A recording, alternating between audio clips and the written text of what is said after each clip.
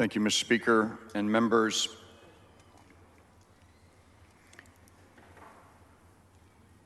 When Chair Murr laid out his bill yesterday and ran through Texas's leadership on voting rights, he talked about milestones in 1975, 1987, 1991, and 1997.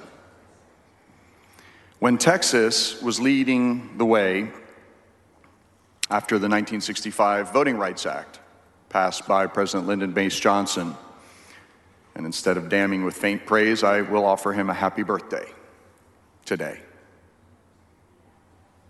Because if it wasn't for his courage, if it wasn't for his willingness to act, we would not be living the fullness of this American experience, where Latinos, African Americans, people of color could fully participate in the democracy. And it's only been since 1965. I was born in 1968. Well, that makes me old. It's also given me an opportunity to observe the progress that we've made so that people of color could fully participate in this American experience, have a place at the American table. And it hasn't been that long. Heck, women have only had the right to vote since about 1920, 1921. And that's just not a long time. And so in constructing that timeline, Chairman Murr, in going through 1975, 1987, 1991, 1997, that seems like recent history to me.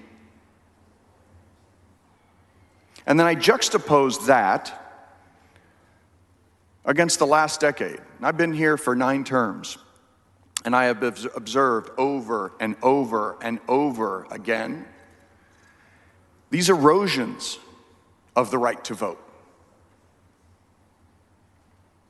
And the commonality there has been when Republicans took full control of Texas government. I don't think anybody's proud of that.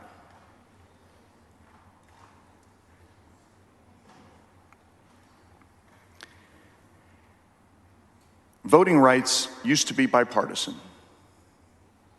In fact, they were bipartisan in 1965 when Republicans joined President Johnson in pushing for voting rights for Latinos and African Americans.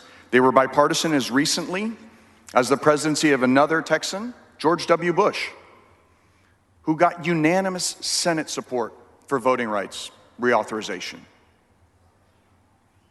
And we find ourselves in a very different place today. And for those of you who have publicly stated that somehow the quorum break was some political stunt, that might have been for some, but it wasn't for me. I believe this was a righteous cause. I believe it was a just cause. I believe it was an American cause. And a cause where people like me have had to fight just to keep that right to vote. So that people wouldn't come onto this House floor and invent cases of voter impersonation to try to justify their erosion of the right to vote. They wouldn't invent voter purges that sought to kick 100,000 US citizens off the ballot, off the rolls, and try to politicize that. Try to refer those same US citizens for prosecution during the failed voter purge. And those 10 findings of intentional discrimination against this body in the last decade alone, they don't go away. That is still there. And that's the backdrop that we find ourselves with.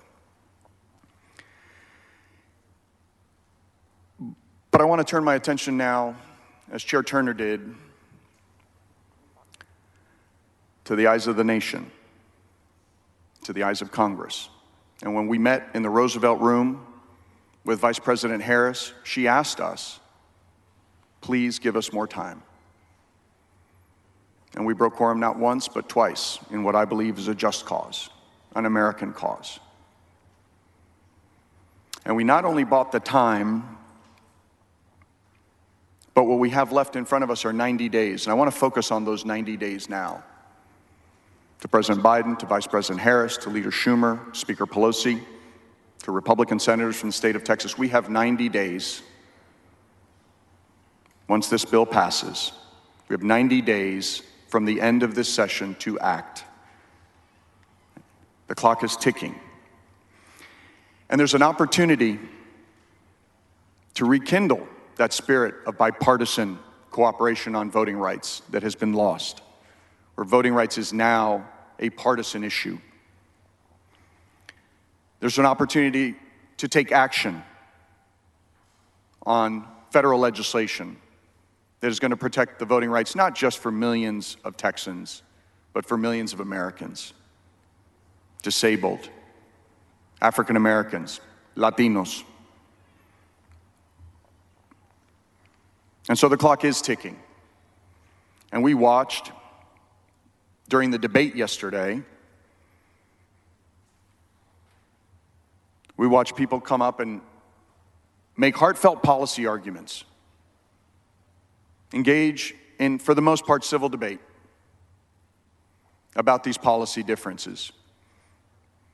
And I know the people of Texas are watching, but I also know the people of this country are watching. And they saw what were very good arguments, in my view, that were tabled, that were defeated with, in some cases, little debate, and in some cases, pure dismissiveness. But I am not done. I plan on continuing this fight during this legislative session. And during the quorum break, I was buoyed by a letter that I received on June 7, 2021, by LBJ, Lucy Baines Johnson. And on her letterhead, she bemoans the current situation in Texas, where she says, "Alas, in recent years, the heart of this great act that her father had passed had been compromised. This summer, legislatures across the country are diminishing opportunities to our vote. And sadly, Texas has been one of the most egregious states in eliminating voting opportunity for all our people. Those who once joined us in the battle, in the fight for social justice, now seek to block it." So to Lucy, I say thank you. To Lyndon, I say happy birthday. And to the nation that's watching, I say 90 days. That's what we've got. Thank you, and God bless you, and God bless the great state of Texas.